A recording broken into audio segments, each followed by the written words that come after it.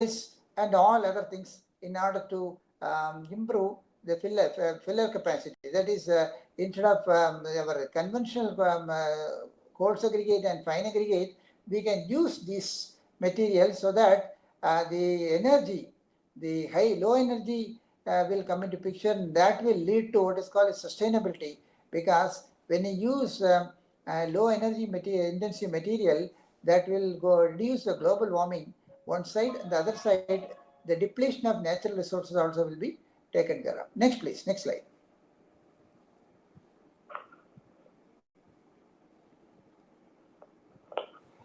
Admixtures. When you look at admixtures, high range water reducers, their superprocessor helps in achieving excellent flow at low water content. Viscosity modifying agent, it reduces the bleeding and improve the stability of the concrete mixture. Air entraining mixture used in the production of SCC to improve THAW, that is a small spelling mistake, durability. Next please.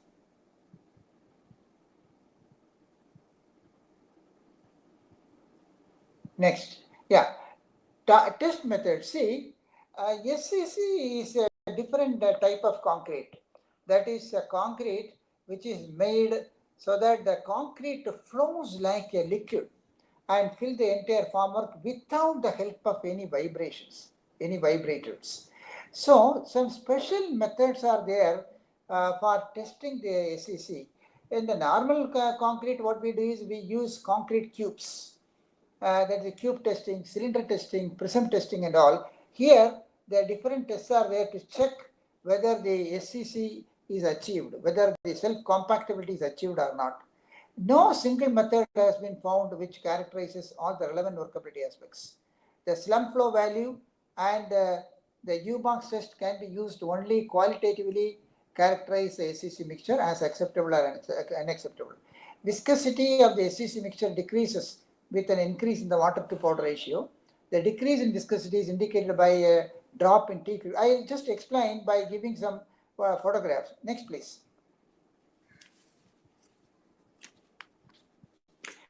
Yeah, test methods are there. First method is a slump flow.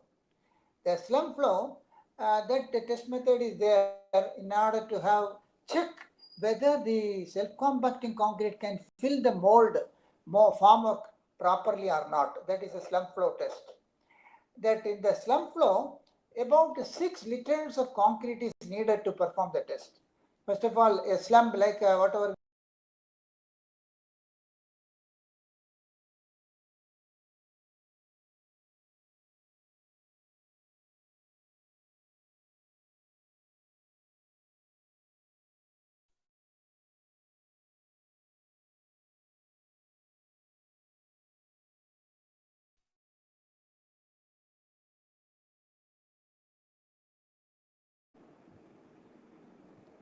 Sir, okay, I will check it that one, sir.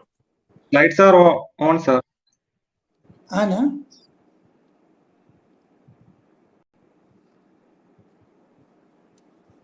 Next. Next. Yeah, very good. Now, can you all are seeing this? Is it visible? Yes, sir.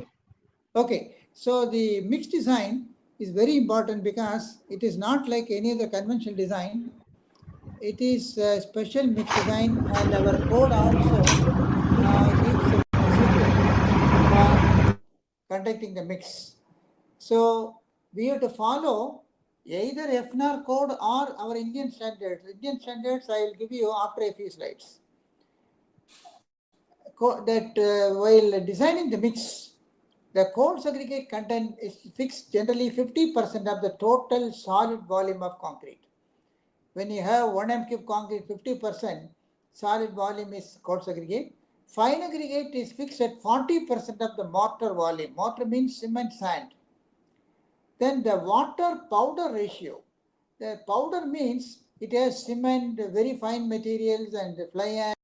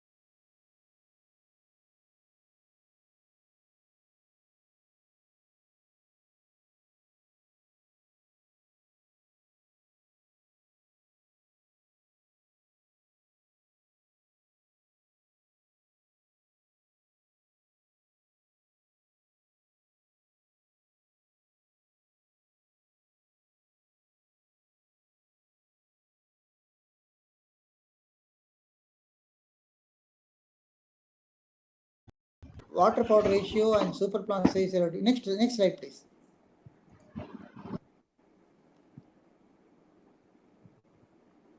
Next. Can you hear? Yes, sir.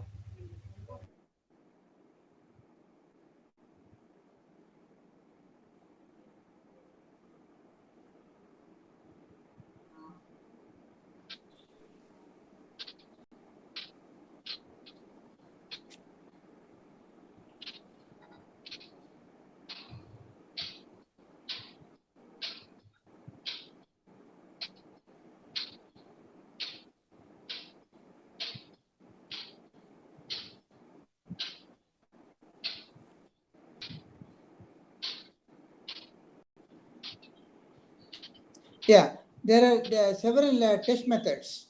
Next, please. Yeah, we have the slump test. In the slump test, the concrete will be filled in the slump cone, and the slump cone will be lifted. Once the cone is lifted, the concrete comes out, and they spread over a circle, and diameter of the circle has to be measured. Next, please. Yeah, now you can see the slump cone which is kept on the floor with some marking, and this is used, and there the slump cone we will be filling about 6 liters of concrete, and that concrete will be filling used for filling the slump cone. At the top, it will be cleared by a trowel, and it will be lifted. Once it is lifted, that next slide, please. Next slide. Yeah, the concrete comes out will be measured. That should be roughly about 600 millimeter and above. Then we call it as self-compacting concrete. Next, please. So measure the lateral diameter of the concrete patty when executing the traditional slump test. Slump flow above 600 millimeters is a requirement for SCC. Next, please. Yeah, then it is called, another test is called a V funnel test. In this, this apparatus looks like the English letter V. And here, that about 12 liters of concrete will be prepared and filled.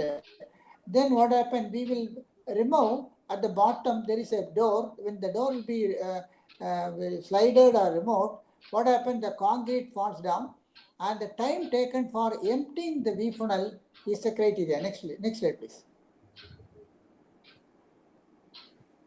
Yeah, you can see the V funnel, concrete is completely filled, and the bottom door will be open, and the concrete will fall down, and the time taken will be the criteria. Next, please. Then another very important test is called U-tube test. There, it is something like a manometer. One side the concrete will be filled, and in the middle there is a sliding door, and the door will be opened, and the other side the concrete will rise. The height of concrete after passing through the obstacles shall be more than 30 centimeters for SSC. Yeah, now you see, this is the details of U-tube.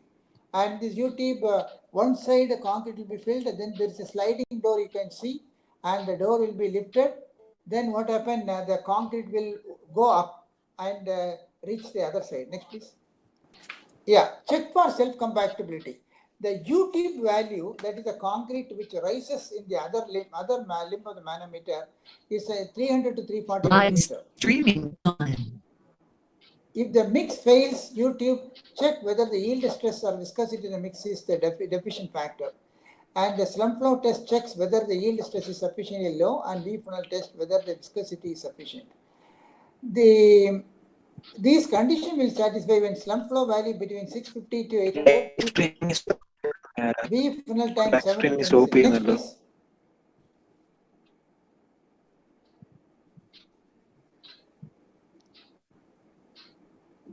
Next.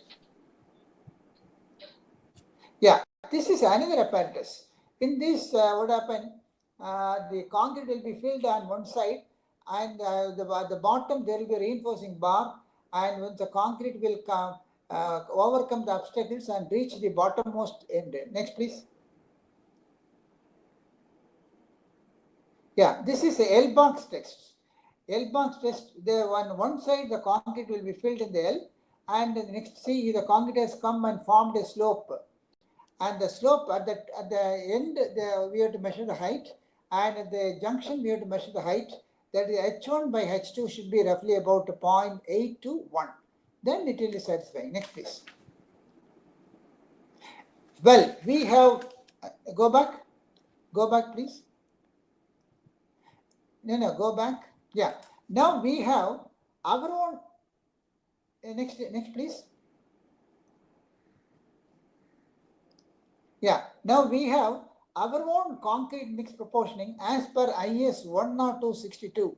You have to follow this 10262 for completing the SCC. Next, please.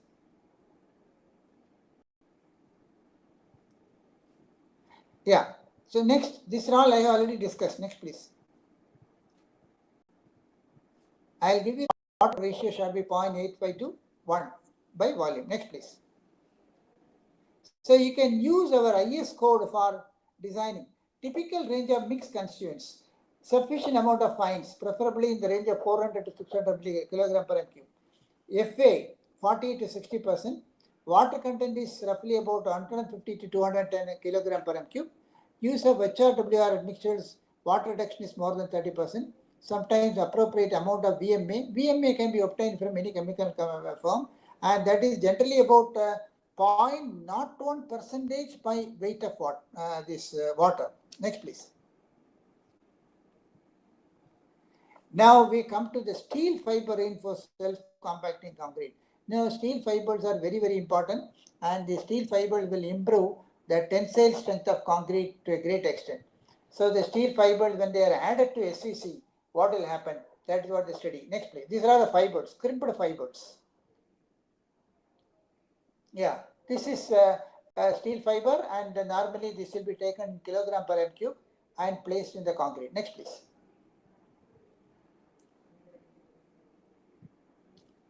So the mix SCC has been designed with this cement, fly ash, quartz aggregate, fine aggregate, water, silica fume, superplasticizer, and viscosity modifying agent. And after the mix, we have to put these fibers into the mix. Next, please. And for steel fiber reinforced, the aspect ratio we have taken is L by D ratio. L by D ratio. That is 15, 25, 35, and 45. 4 values we have been taken. And the volume fraction of steel fibers ranging from 0.25 to 1.5% in steps of 0.25%. Next, please. Yeah, this is steel fiber properties.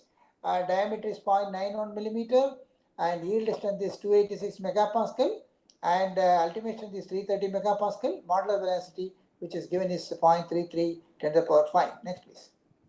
So you see in this testing of SFRC for self-compactability, retainability. Now you see in this tabular form, first column, that is A 15, that is aspect ratio, volume fraction 0.25, 0.5, 0.75, and so on. Slump there, when they conduct the slump flow test, the values are given, and the V funnel time is again given, U tube value is given, L box value is given, and T600 to obtain 600 millimeter, that's also given. So the first four are satisfying SCC, and because slump flow is above 650 and so on.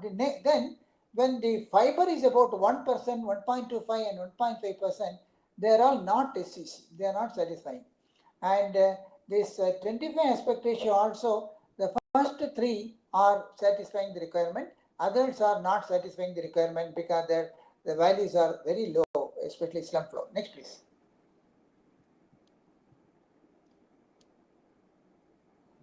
Now we gain 35 aspect ratio, and the first 3 are SCC, and the next one is not SCC, and 45 is not at all. So what we understand is self-compactability can be obtained up to an aspect ratio of 35 and volume fraction of 0.75. So when you use steel fibers, aspect ratio is nothing but length divided by diameter ratio. and the volume fraction means the quantity of fibers used per m cube of concrete, and that is it. Next please. Next please, same thing I have. Next. So we wanted to cast a beam using this SFRC, that is steel fiber reinforced self-compacting concrete, and this is the properties of reinforcement. Next please.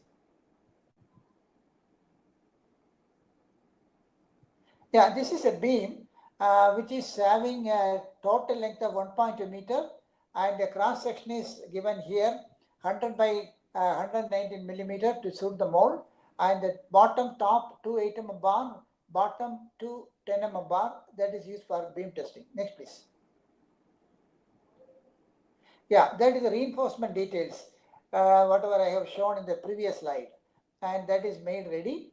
And the middle zone where there is no stirrups, in order to make it free from what is called shear, because we want to strengthen the shear on either side, and the middle portion is for flexure. Okay, next.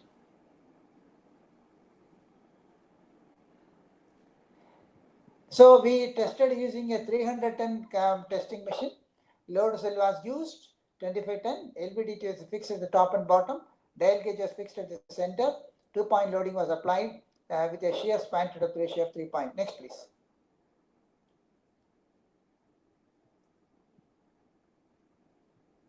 Next, please. Yeah, this is the experimental test setup. You can see the beam, which is about 1.2 meter length, and the load is applied, and LVDTs are fixed, and dial gauge is allowed. So the testing is going on. Next, please. Yeah, this is the testing apparatus. We have a beautiful German Democratic Republic load testing machine, which can test up to 300 tons. And here the load is applied in our laboratory, and you can see the dial gauges, LVDTs, everything.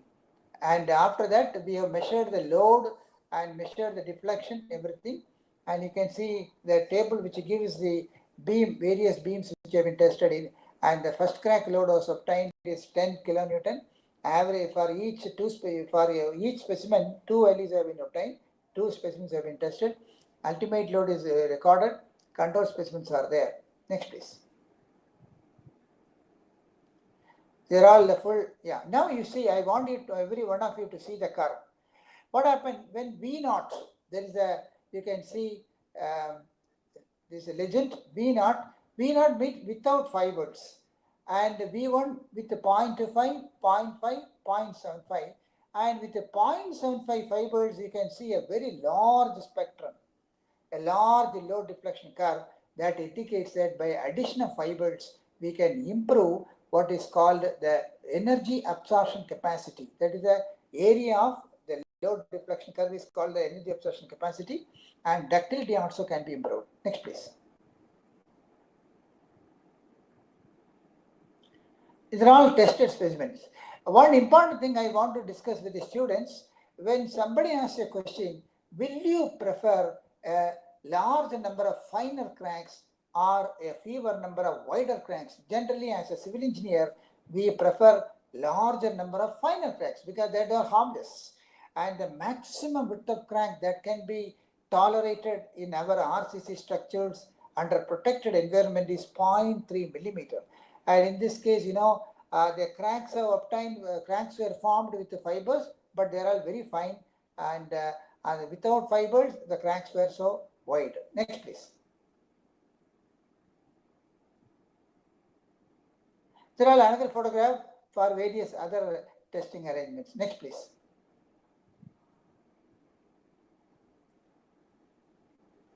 Next. Yeah, how to, now when I say ductility, how to calculate ductility factor? So this is a graph which indicates one side y-axis we have the load, x-axis we have the deflection. So the ductility factor is nothing but the ultimate deformation to deformation at yielding. So we have to divide ultimate deformation difficult to measure. So 0.8 PU. PU means post peak load. After reaching the peak load is coming down.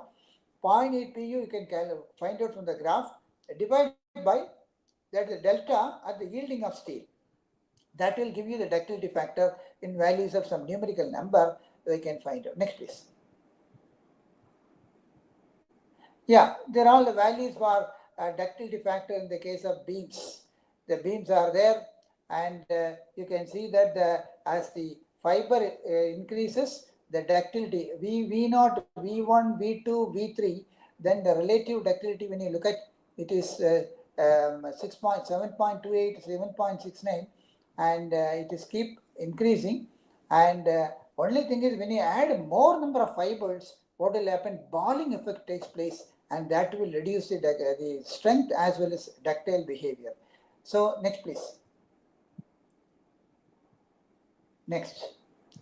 Yeah. So similarly, energy absorption capacity is nothing but the area of the load deflection curve, and you can see that the relative values are given, and with V1, the column 2, serial number column 2, A1 VF and A1 V2, they are giving higher value, especially V2. So about 0.5% fibers, that is giving a good relative toughness index.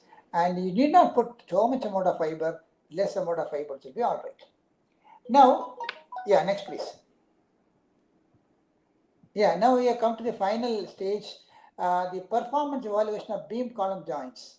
So the beam column joints, when you put this steel fiber reinforced concrete SCC, that will behave better. And this is the steel, the specimen details for a beam column joint. And you can see a beam column. They're all made of what is called a 10 mm bar and taken up, and the ties are there in the column, stirrups are there in the beam. Next please. Yeah, so now there is a test setup with a hydraulic jack, data logger, load indicator, steel I-beam. In our laboratory we have all facilities, and load specimen, loading frame, hydraulic jack, and displacement indicator. So with that we can do the test. We can apply a reverse cyclic loading and conduct the test. Next please. Yeah, this is the test setup in the laboratory. This is the laboratory where we are all sitting and we carry out the testing. Next please. Yeah, this is a tested beam column joint, but what happened with the steel fibers when you had that behaved in a better way. Next please. Yeah, now you see this is the peak load for V0 means 0.5, no fibers, V1 is 0.25, V2 0.5 is 0.75. So the peak load is obtained for JV2, that is V joined with 0.5% fibers. Next please. Next. Yeah. Now this is a ductility factor, and the ductility factor is higher for ductility factor higher for JV2. That is the steel. That is a beam column joined with steel fibers. 0.5%. That showed a better performance. Next, please. Next. Yeah, this is a typical curve, plot of moment versus curvature that is generally used. This is loading, unloading, reloading, loading, like that. It's a cyclic curve. The cyclic curve is essential for checking the monotonically increasing loading cases. Next, please. Next. So the finding is, previous slide. Finding is addition of steel fibers to conventional self-CC improve the first crack load, ultimate load.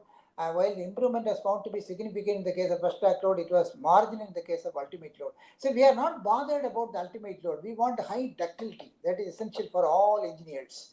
Steel fibers have the potential to replace conventional steps for carrying the same load. Thus, the congestion of reinforcement of the beam column joint can be reduced. So in the case of beam column joint, lot of steel is coming. So that can be taken care of. Next slide. Next, please. Lot of benefits of using SCC. One is reduction in construction time. Second, reduction in exposure to compaction.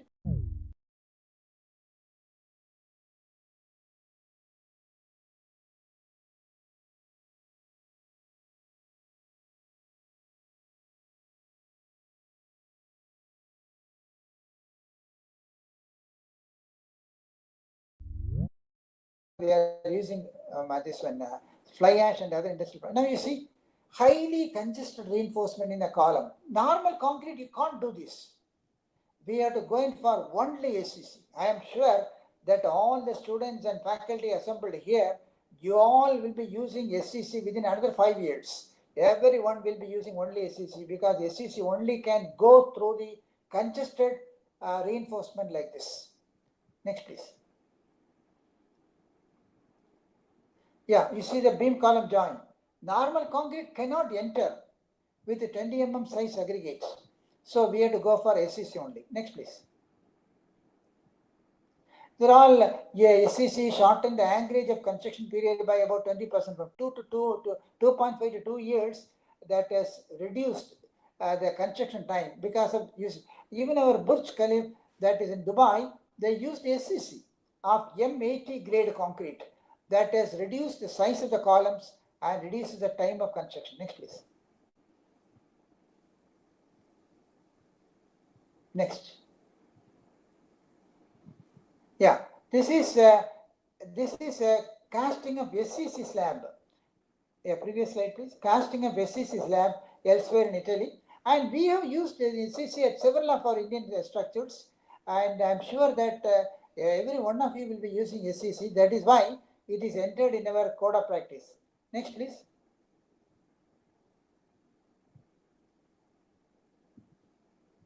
Yeah, see, during this short period, I could deliver only the essential points of SCC. And already many structures have been built with SCC in our country also, tall multi-story buildings where they want to reduce the size of columns. Only solution is SCC. If you want a fine surface finish, SCC. And now we are adding that industrial byproducts to SCC and to reduce the cement content.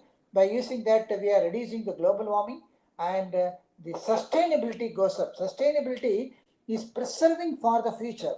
We cannot waste our natural resources. So we have to use industrial byproducts like fly ash, GGBS, silica fume and all to improve the properties of SCC. Well, even though there was some trouble with the net problem, I am sure that all of you sat very patiently and you are listening to my lecture.